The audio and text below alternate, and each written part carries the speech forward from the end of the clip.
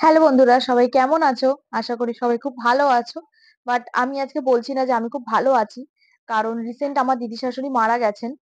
তো বাড়িতে একটা শোকের পরিবার তৈরি হয়েছে, শোকের ছায়া নেমে এসেছে। তার আত্মার শান্তি কামনা করে আমি আজকে ঘটনাটা শুরু করছি। তো ঘটনাটার মধ্যে আজকে একটা স্পেশালিটি আছে। আজকে যে ঘটনাটা পাঠিয়েছেন আমার দর্শক বন্ধু একজন, তাদের মধ্যেই ঘটনাটা একজন পাঠিয়েছেন। মুর্শিদাবাদ থেকে ঘটনাটা উনি পাঠিয়েছেন। তাকে অসংখ্য ধন্যবাদ আমাকে ঘটনা পাঠিয়ে আমার পাশে থাকার জন্য। তো আমি তার নাম নিচ্ছি না বিশেষ কারণে। আর স্থানটা হচ্ছে মুর্শিদাবাদ। কিন্তু মুর্শিদাবাদের কোন জায়গায় তার অনুরোধে আমি স্থানের নামটাও নিচ্ছি না। এবং যার সাথে ঘটেছে তো তার নামটাও আমি এখানে পরিবর্তন করে বলছি। তো চলো শুরু করা যাক আজকের ঘটনাটা। আজ যে ঘটনাটি আমি শোনাবো, যে দর্শক বন্ধু ঘটনাটি পাঠিয়েছেন, সেই দর্শক বন্ধুর পাড়ার একটি ঘটনা সে আমার সাথে শেয়ার করেছে। পাড়ায় যার সাথে এই ঘটনাটি ঘটে সে দর্শক বন্ধু সম্পর্কে দিদি হয়। আমি ধরে নিচ্ছি সেই দিদির নাম সীমা। তো সীমা যখন ক্লাস 12 পড়ে তার সাথে এই ঘটনাটি ঘটে। সীমাদের বাড়িটার বর্ণনা আমি আগে দিয়ে রাখি, কারণ এখানে বাড়িটার ভূমিকা গুরুত্বপূর্ণ। সীমাদের বাড়িটা ছিল অনেকটা বড়। সবাই মারা যাওয়ার পরে তখন সেই বাড়িটায় সীমার বাবা মা থাকতো। সীমা তার বাবা মায়ের একমাত্র সন্তান। তো তার বাবা বেশ ভালো জায়গায় চাকরি করতেন, বেশ ভালোই পয়সা কড়ি ছিল, বড়লোক ঘরেরই মেয়ে। তো সীমার বাবা তখন ঠিক করে, যেহেতু বাড়িতে কেউ থাকতো না, মানে মা আর মেয়ে ছাড়া, তখন ঠিক করে যে বাড়ির নিচ তলা, যেটা একতলাটা ভাড়া দেবে। তো সেরকম ভাড়াটিয়া খুঁজতে থাকে। তো দালালের মাধ্যমে যাদেরকে আনে, মানে যে ভাড়া আসে, তারা একটা স্বামী স্ত্রী প্রায় মাসখানেকের মধ্যে একটা ভাড়া পেয়ে যায়। স্বামী স্ত্রী নতুন বিয়ে করে এসেছে। তো যে স্ত্রীটা ছিল, মানে যে ভাড়াটিয়ার যে স্ত্রী ছিল, সে না পুরো সীমার বয়সী ছিল, মানে সেম এজ ধরতে গেলে। তো ওই বউটার সাথে সীমার বেশ একটা ভালোই সম্পর্ক হয়ে যায়। মানে হয় না, একটা সেম এজ দুটো মেয়ের মধ্যে বা দুটো ছেলের মধ্যে বেশ ভালোই সম্পর্ক হয়, বন্ধুত্বের সম্পর্ক হয়ে যায়। তো সীমা বেশ ওদের বাড়িতে যাতায়াত করতো, ওদের ঘরে প্রায় সময় গিয়ে সময় কাটাতো, পড়াশোনার ফাঁকে ফাঁকে কথা বলতো। এই করে করে বউটার সাথে বেশ ভালোই ঘনিষ্ঠ সম্পর্ক হলো, দুজনের বেশ ভালোই বন্ধুত্ব হলো। সীমা যখন স্কুল থেকে ফিরতো, স্কুল থেকে ফিরে খাওয়া দাওয়া করে এই বউটার সাথে সময় কাটাতে চলে যেত। সেও নিজের মনের কথা অনেক শেয়ার করতো। তো এই কথাবার্তা চলতে চলতে একদিন সীমা জানতে পারে যে তাদেরকে ইন্টার রিলিজিয়ান ম্যারেজ হয়েছে, মানে ছেলেটি আর মেয়েটির মধ্যে ইন্টার রিলিজিয়ান ম্যারেজ। মানে ছেলেটি ছিল ধর্মে মুসলিম আর মেয়েটি ছিল ধর্মে হিন্দু। তারা একে অপরকে ভালোবেসে বাড়ি থেকে পালিয়ে বিয়ে করে। তো সীমা তো কথাটা শুনে ভাবছে যে এ বাবা, তাহলে তুমি আমাকে আগে কেন বলনি?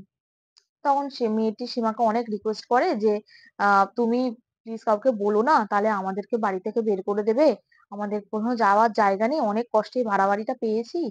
তো তুমি যদি বলে দাও তাহলে আমাদের হয়তো সম্পর্কটা বাড়ি থেকে আবার কাটছাট করে দেবে, আমাদেরকে আলাদা করে দেবে। সীমাকে অনেক রিকোয়েস্ট করে। সীমা তখন বললো ঠিক আছে, আমি কাউকে কিছু বলবো না। ভালো কথা। ছেলেটা একটা জায়গায় কাজ করতো, রাতে বাড়ি আসতো, সকালে আবার বেরিয়ে যেত। মেয়েটা সারাদিন একাই থাকতো। আর সীমা যখন যেত যেত। তো এই করতে করতে প্রায় 2-3 মাস চলে গেল, কোনো অসুবিধা নেই। 2-3 মাস পর থেকে যে জিনিসটা শুরু হয়, মানে আসল যে জিনিসটা শুরু হয়, সেটা হলো ওই স্বামী স্ত্রীটার মধ্যে প্রায় ঝগড়া লাগতো, প্রায় ঝগড়া। তো ঝগড়া লাগতো, সীমাকে কোনোদিন কিন্তু সেই মেয়েটি, ভাড়াটিয়া যে মেয়েটি, কোনোদিন ঝগড়ার কোনো কারণ বলেনি। বলতো মানে সংসারে যেমন অশান্তি হয় সেরকম অশান্তি, কোনোদিন কিন্তু সেই জিনিসটা বলেনি। তারপরে কি হলো, সীমা ওদের ঘরে যাওয়াটা আস্তে আস্তে আস্তে আস্তে কমিয়ে দিল। এরও একটা কারণ আছে, সেটা আমি ভিডিও শেষে বলবো, তোমরা দেখো। সীমা আস্তে আস্তে ওদের বাড়িতে যাওয়া কমিয়ে দিল। মেয়েটা প্রথম প্রথম বুঝতে পারেনি কারণটা, পরে যখন জানতে পারে তখন সব শেষ।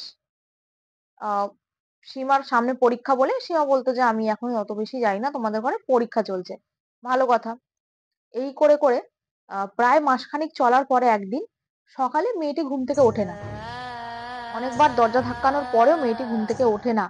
ওর মায়ের তখন সন্দেহ হয়, ওর মা ওর বাবার সন্দেহ হয়, যে মেয়েটা সকাল 7টায় উঠে স্বামীকে রান্না করে দেয়, কাপড় কাচা, রান্না করা সবকিছু করে, সে এখনো ঘুম থেকে কেন ওঠেনি।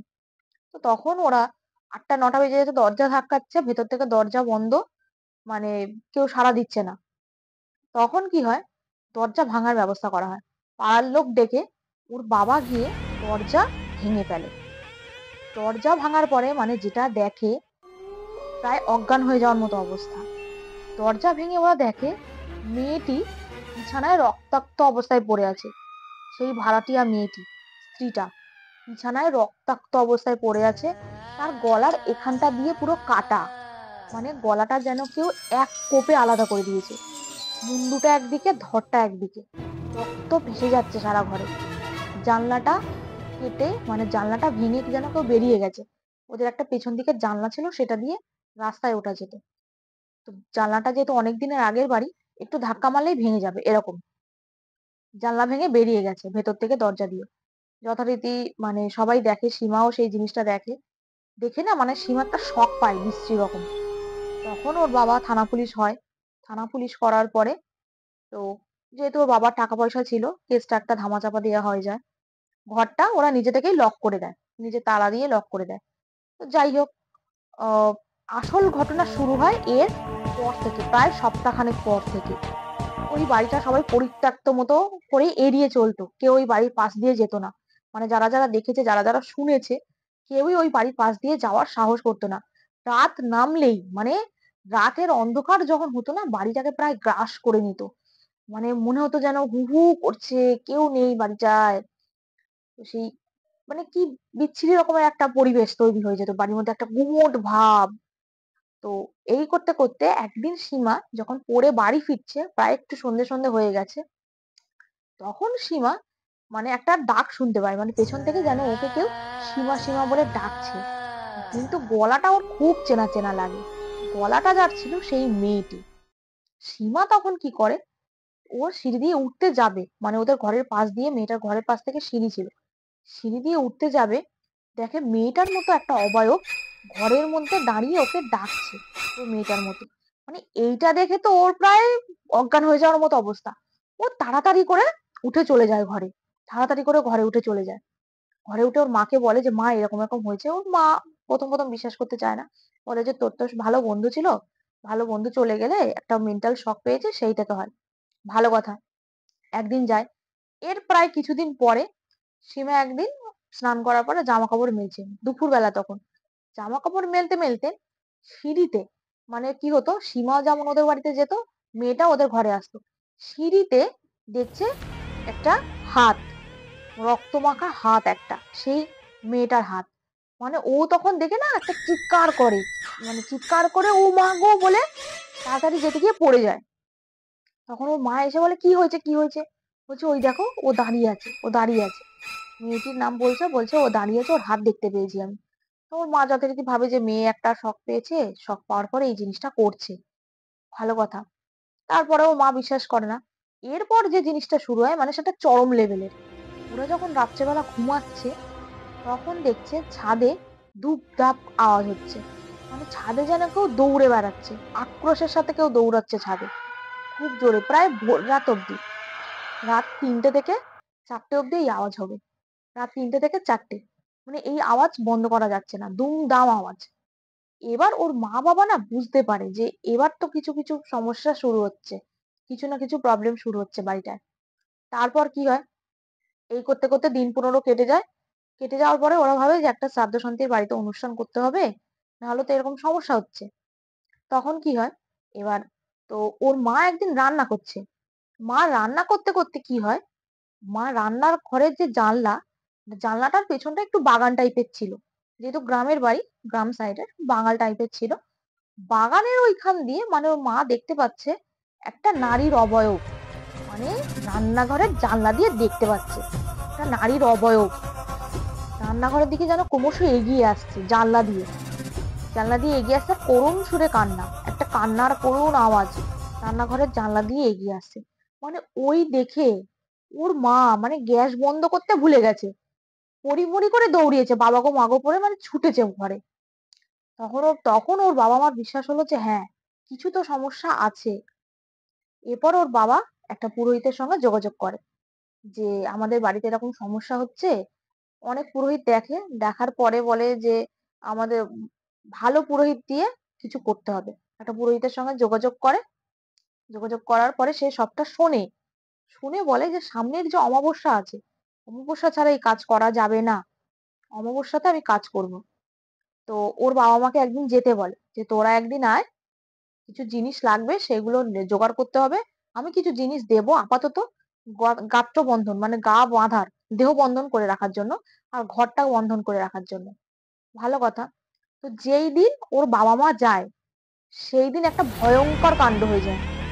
যেদিন ওর বাবা-মা যায়, সেই দিন ওরা কি করে সীমার পিসির কাছে রেখে যায়। মানে পিসিকে সেই দিন আসতে বলে যে, "তুই আয়, সীমাকে তো আমরা একা রেখে যেতে পারবো না, ও ভয় পাচ্ছে।"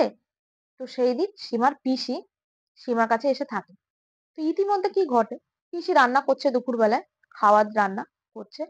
সীমা সেদিন সীমাদের ওপরে জল আসেনি। কোন একটা কারণে কলে ডিস্টার্ব হয়েছে, ওপরে জল আসেনি। ও কি করছে? নিচে স্নান করতে গেছে।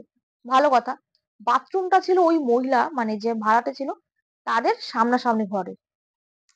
বাথরুম দিয়ে চান করে আসলো।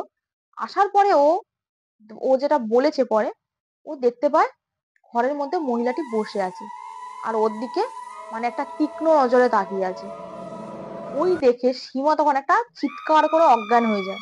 মানে চিৎকার করে অজ্ঞান হয়ে যায় তখন। তারপরে ওর পিসি যখন চিৎকারটা শুনতে পায়, তখন কি হয়? নিচে ছুটে আসে। যে কি হয়েছে দেখতে। ছুটে এসে কোনো রকমে জ্ঞান ফেরায়, ওর বাবা-মাকে ফোন করে। তারপরে সীমার আচরণ কিন্তু আস্তে, আস্তে পাল্টাতে থাকে। সীমা জ্ঞান ফেরার পর থেকে চুপচাপ হয়ে যায়। চোখগুলো পুরো রক্তবর্ণ লাল, চুপচাপ হয়ে যায়, নিজের ঘরে চলে যায়। কারোর সঙ্গে কোনো কথা বলছে না। আর কেউ কিছু যদি জিজ্ঞেস করছে বা আসছে তার দিকে একটা মানে তীক্ষ্ণ দৃষ্টিতে তাকাচ্ছে। মানে রাগের একটা রাগান্বিত দৃষ্টিতে তার দিকে তাকাচ্ছে। তো ওর বাবা-মা বুঝতে পারে যে সীমার মধ্যে কিন্তু একটা পরিবর্তন আসছে। কিছু একটা সমস্যা আছে। তো ও সেই পুরোহিতকে ওর বাবা-মা ফোন করে যে, "এরকম মেয়ের এরকম হয়েছে। কিছু তো সমস্যা মনে হচ্ছে মেয়ের মধ্যে শুরু হয়েছে। আর কি করব?" তখন সেই পুরোহিত একটা মন্ত্র বলে দেয় যে, "এই মন্ত্র বলে গঙ্গার জল ওর গায়ে ছেটান।" এইবার যেটা হয়েছে, ওর মা গঙ্গার জল এনেছে। ওর বাবা সেই গঙ্গার জলটা ওর গায়ে ছেটাতে যাবে। সবে হাতে নিয়েছে। সীমা কি করেছে? ঘরের মধ্যে যে একটা মানে জিনিস ছিল একটা, ভারী একটা জিনিস, সেটা ছুঁড়ে বাবার দিকে মেরেছে। মারার পরে বলছে যে, "আমি সীমাকে নিয়ে যাবো। তোরা কেউ আমাকে আটকাবি না।" এই কথাটা শোনার পরে না ওর মা তো হাউমাউ করে কাঁদছে যে, "আমার মেয়েটাকে এবার মেরেই ফেলবে।" ওর বাবা আর পিসি থরথর করে কাঁপছে সেখানে। সীমাকে অলরেডি possessed করে নিয়েছিল সেই মেয়েটি। মানে বলছে, "আমি সীমাকে নিয়ে যাবো, তোরা আমাকে কেউ আটকাবি না। যে আটকাতে আসবি তার প্রাণ যাবে। আমি ওকে ছেড়ে থাকবো না। আমার ওখানে থাকতে খুব কষ্ট হচ্ছে।" তো ওর বাবা আবার সঙ্গে, সঙ্গে সেই পুরোহিতকে ফোন করে যে, "এরকম, এরকম ব্যাপার। আপনি কিছু একটা করুন।" পুরোহিত তো সেদিনকে বলে যে, "ঠিক আছে, আমি অমাবস্যা পর্যন্ত ওয়েট করব না। আমি আজকেই তোদের বাড়িতে যাচ্ছি।" পুরোহিত যখন আসে ওর বাড়িতে, পা দেওয়ার সঙ্গে, সঙ্গে তার শরীরের মধ্যে একটা কারেন্ট খেলে যায়। সে বলে যে, "তোদের বাড়িতে তো মানে যে আছে সে তো খুব খতরনাক। কারণ সে তো অপঘাতে মরেছে। তাকে খুন করা হয়েছে।" সে নিজে থেকেই বলছে। বলছে যে, "হ্যাঁ।" পুরো ঘটনাটা তখন সীমার বাবা সেই পুরোহিতকে জানায় যে, "হ্যাঁ, এরকম, এরকম ব্যাপার হয়েছিল। আমি কি করব? আমার মেয়েটা কেমন করছে, ওপরে চলুন।" ওপরে গিয়ে দেখে সীমা জানলার রড ধরে মাথা ঠুকছে সেই রডে। মাথা ঠুকতে, ঠুকতে তার অলরেডি মাথা কেটে এখান দিয়ে কেটে রক্ত পড়ছে মাথা দিয়ে। পুরোহিত তো তখন যখন ঘরে ঢুকতে যায় তার দিকে একটা রাগান্বিত দৃষ্টিতে আবার সেই দৃষ্টিতে তাকানো। বলছে, "তোকে এখানে কে ডেকে এনেছে? তুই এখানে কেন এসেছিস? আমার কাজে বাধা দিবি না। আমি কিন্তু কারোর কোনো ক্ষতি করব না। আমি সীমাকে সঙ্গে নিয়ে এখান থেকে চলে যাব।" তো পুরোহিতটা বলছে যে, "তুই কেন ওকে ধরেছিস? তুই তো চলে গেছিস।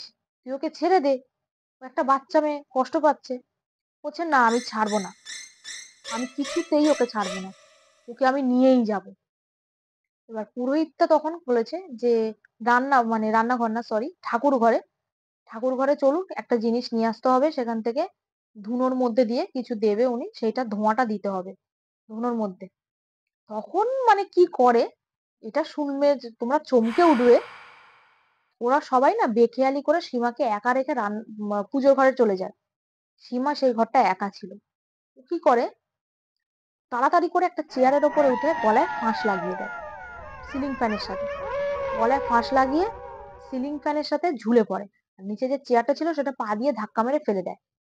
এবার ধাক্কা মারার আওয়াজ শুনে মানে একটা চেয়ার পড়ার আওয়াজ শুনে ওরা তাড়াতাড়ি করে ছুটে এসে দেখে সীমা সিলিং দিয়ে ঝুলছে আর ছটফট করছে, লাফাচ্ছে তখন। তখনও প্রাণ আছে। ওরা তাড়াতাড়ি করে, মানে ওর বাবা তাড়াতাড়ি করে কোন রকমে সীমাকে নামিয়েছে ওপর থেকে। নামিয়ে উঠে ও ততক্ষণ জ্ঞান হারায় আবার। তো ওর একটা জিনিস দিয়ে গা বন্ধন করে দেওয়া হয়। ওকে আবার জল ছিটা দিয়া এইসব করে জ্ঞান ফেরানো হয়। জ্ঞান যখন ফেরে তখন ও প্রচুর দুর্বল হয়ে পড়ে, দুর্বল অনুভব করছে, গায়ে প্রচুর জ্বর, মানে বিছানা ছেড়ে উঠতে পারছে না তখন। তারপরে ওরা বলে যে ঠিক আছে, পিসিকে ওর কাছে বসিয়ে রেখে তোমরা সবাই আমার সাথে ঠাকুর ঘরে চলো, মানে সেরা বাবা মাকে পুরোহিতটা বলে। তো ওরা পুজোর ঘরে চলে গেল। পুজোর ঘরে গিয়ে যা ক্রিয়াকর্য, যা কার্যকলাপ সেগুলো করছে। পিসিটা সীমার কাছে বসেছিল।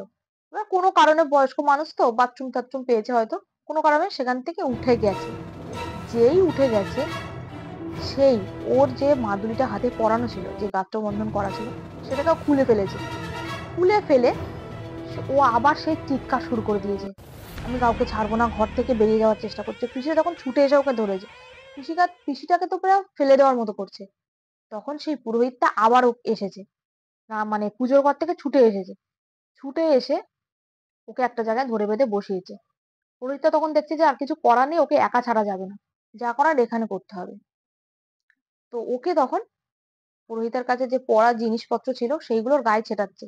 আর ও তখন চিৎকার করছে, বাবা গো মা গো, মানে আমার কষ্ট হচ্ছে, আমার জ্বালা করছে, এরকম করিস না, ছেড়ে দে আমাকে, এই এই ধরনের কথাগুলো বলছে। আমি সীমাকে নিয়ে যাব, আমি সীমাকে নিয়ে যাব, আজকে ওর জন্য আমার এই পরিণতি। এই কথাটা যখন বলেছে, আজকে ওর জন্য আমার এই পরিণতি, তখন না সবাই চমকে উঠেছে। মানে সীমার জন্য এই পরিণতি, এইখানেই টুইস্ট। সীমার জন্য কি পরিণতি? তখন পুরোহিতটা বলছে যে তুই কি বললি, আরেকবার বল। বলছে আজকে সীমার জন্য আমার এই পরিণতি। তখন পুরোহিতটা বলছে সীমা কি করেছে, কি এমন করেছে, ও কি তোকে খুন করেছে? বলছে না। তখন যেটা মানে সবাই জানতে পারলো, ওই চারজন, মানে কি বলবো, খুব প্যাথেটিক, খুব প্যাথেটিক। যেটা শুরু হয়, সীমাকে অপরূপ সুন্দর দেখতে ছিল তখন, সত্যি সুন্দরী ছিল সীমা।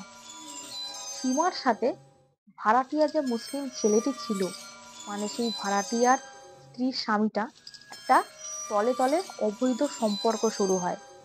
হ্যাঁ, ও স্কুলে যেত যখন, পড়তে যেত যখন, ছেলেটির সাথে রাস্তায় দেখা হতো। কথা বলতে বলতে ওদের মধ্যে একটা হালকা একটা অবৈধ সম্পর্ক শুরু হয়, যেটা প্রথম প্রথম কিন্তু সেই বউটি জানতে পারেনি। বউটি যখন জানতে পারে, তখন সীমা অলরেডি ওদের বাড়িতে যাওয়া কমিয়ে দিয়েছে। আমি কিন্তু আগেই বলেছিলাম, একটা কারণে কিন্তু সীমা তাদের ঘরে যাওয়া কমিয়ে দেয়। তো ঘরে যখন যাওয়া কমিয়ে দেয়, তখন বউটার মধ্যে একটা সন্দেহ জাগে। এবং বউটাকে অনেকেই বলেছে যে ওদেরকে রাস্তায় এক জায়গায় দেখা যায়, প্রায় গল্প করে। বউটি একদিন ফোনটি চেক করে, মানে ওর বরের যে ফোন আছে সে ফোন চেক করে। ফোন চেক করে ও কিন্তু পুরোপুরি ধরা পড়ে যায়। আর সেই দিনই কথা কাটাকাটি হতে হতে, ঝগড়া হতে হতে, ওই ছেলেটি কি করে, মেয়েটিকে এক মানে দায়ের যে কোপ, এক কোপে গলা থেকে ধরটা আলাদা করে দেয়। এইরকমই একটা জানা গেছিল মেয়েটার মুখ থেকে। তখন না মানে সবাই অবাক হয়ে যায় যে কি সর্বনাশ হয়ে গেছে মেয়েটার জন্য, মানে সীমার জন্য ওই মেয়েটির কি সর্বনাশ হয়ে গেছে। তখন তো পুরোহিত বলছে তাহলে এবার তুই ওকে নিয়ে যেতে চাইলে আমরা তো আর যেতে দিতে পারবো না ওকে। তুই খুন হয়েছিস, সবই বুঝতে পারছি, তোর সাথে অন্যায় হয়েছে, কিন্তু তুই ওকে ক্ষমা করে দে। ও হয়তো বাচ্চা মেয়ে, বুঝতে পারেনি এত বড় একটা কাণ্ড ঘটে যাবে। তোর স্বামীর সাথে একটা অবৈধ সম্পর্কে জড়িয়ে ফেলে পড়েছিল, তুই ওকে ক্ষমা কর, ওকে ওকে ছেড়ে দে, ওকে ছেড়ে চলে যা। সেই মেয়েটি কিছুতেই ওকে ছাড়বে না, এবং যথেষ্ট পাওয়ারফুল আত্মা ছিল। পুরোহিতটা পর্যন্ত হিমশিম খেয়ে যাচ্ছে তাকে বশে আনতে। তারপর কি হলো, তারপর যখন বুঝতে পারছে যে একে ছাড়ানো যাবে না, তখন নিচের যে ঘর ছিল, তখন সীমার বাবাকে বললো যে আপনি নিচের ঘরে যান, নিচের ঘরে দেখতে পাবেন যে ওর কোনো ব্যবহারের কোনো জিনিসপত্র আছে কিনা। তখন মেয়েটির ব্যবহারের কোনো একটা জানলার পর্দা বা কিছু একটা ছিল, সেটি নিয়ে আসে। সেটি নিয়ে কিছু একটা ক্রিয়াকলাপ করে। ক্রিয়াকলাপ করার পরে সেই মেয়েটির দেহ ছেড়ে সেই আত্মাটি চলে যায়, মানে ভাড়াটিয়ার আত্মাটি চলে যায়। চলে যাওয়ার পরে যে জিনিসটা হয়েছিল মানে ওদের সাথে, তখন ওরা চারজনের যে ব্যাপারটা জেনেছিল যে এই মেয়েটির সাথে ঘনিষ্ঠ সম্পর্ক হওয়ার জন্য ওই মেয়েটির আত্মহত্যা, মানে আত্মহত্যা না খুন হয়। তো পুরোহিত যেটা করে, একটা ঘটির মধ্যে কিছু জিনিসপত্র দিয়ে, ঠাকুরের ফুল দিয়ে, সেই যে ব্যবহারের যে পর্দাটা দিয়ে একটা মুখ বন্ধ করে দেয়। মুখ বন্ধ করে ঘটিটা মানে পড়ে দেয় আরকি। এবং যে জিনিসটা হয় বলে যে এইটা ওই ঘরের মেঝেতে পুঁতে দিতে হবে। ঘরের মেঝে সঙ্গে, সঙ্গে মেঝে খুঁড়ে সেই ঘরের মেঝেতে পুঁতে দেয় জিনিসটা। দিয়ে চিরদিনের জন্য, চিরদিনের জন্য সেই ঘরের দরজা কিন্তু বন্ধ করে দিতে হয়েছিল। সে বলাই ছিল যে এই ঘরের দরজা কিন্তু খোলা যাবে না। কোনদিনই কিন্তু খোলা যাবে না। খুললেই বিপদ। আমি কোন রকমে ওকে আটকে দিয়েছি। মানে ও বেরিয়ে গেছে। এই দরজা যদি খুলে দেয় ও কিন্তু আবার চলে আসবে। আর যে ঘটনাটা হয়েছিল মানে সীমার জন্যে যে অবৈধ সম্পর্কের জন্য এই মেয়েটি নিরীহ প্রাণ একটা চলে গেল। সীমার বাবার যেহেতু প্রচুর পয়সা ছিল, সেই ঘটনাটা ধামাচাপা দেওয়া হয়েছিল এবং পুরোহিতের মুখও বন্ধ করে দেওয়া হয়েছিল, পিসিমার মুখও বন্ধ করে দেওয়া হয়েছিল। এখানে সেইভাবে কিন্তু শাস্তি কেউ পেল না। ছেলেটিও পালিয়ে গিয়েছিল, ছেলেটিকে ধরা যায়নি তারপরে। সীমাও কিন্তু স্বাভাবিক জীবনে ফিরেছে। তার হয়তো একটু সময় লেগেছে, তার হয়তো মেন্টাল শক থেকে বেরোতে টাইম লেগেছে, ফিজিক্যাল উইকনেস ছিল অনেক দিন ধরে। তো যে প্রাণটি চলে গেল তার কিন্তু একটা সুবিচার হলো না, তাকে বরং আটকে রাখা হলো ঘরের মধ্যে। তাকে আটকে দিয়ে সেই ঘর কিন্তু চিরদিনের জন্য সিল করে দেওয়া হয়েছিল। সেই ঘর কিন্তু খোলেনি এবং আজও পর্যন্ত সেই ঘর কিন্তু সিল করা। সেই ঘরে কেউ যায় না এবং সেই ঘরে তালা বন্ধ করা। তো এই ছিল আজকের ঘটনা। তোমাদের কেমন লেগেছে তোমরা নিশ্চয়ই জানিও কমেন্টে। যদি কেউ ঘটনা শেয়ার করতে চাও আমাকে কমেন্টে বলো, আমি লিংক দেবো। তাছাড়াও আমার ডেসক্রিপশন বক্সে আমার ফেসবুক মেসেঞ্জারের লিংক থাকবে, ফেসবুকের লিংক থাকবে, তোমরা চাইলে শেয়ার করতে পারো, যেমন আজকে একজন পাঠিয়েছে। তো তোমাদের যদি ঘটনাটা ভালো লেগে থাকে তাহলে প্লিজ লাইক, কমেন্ট, শেয়ার আর প্লিজ সাবস্ক্রাইব করে দিও। তোমরা সাবস্ক্রাইব করলে আমার খুব ভালো লাগে, আমার খুব উৎসাহ লাগে, আমি আরো ঘটনা দিতে পারবো।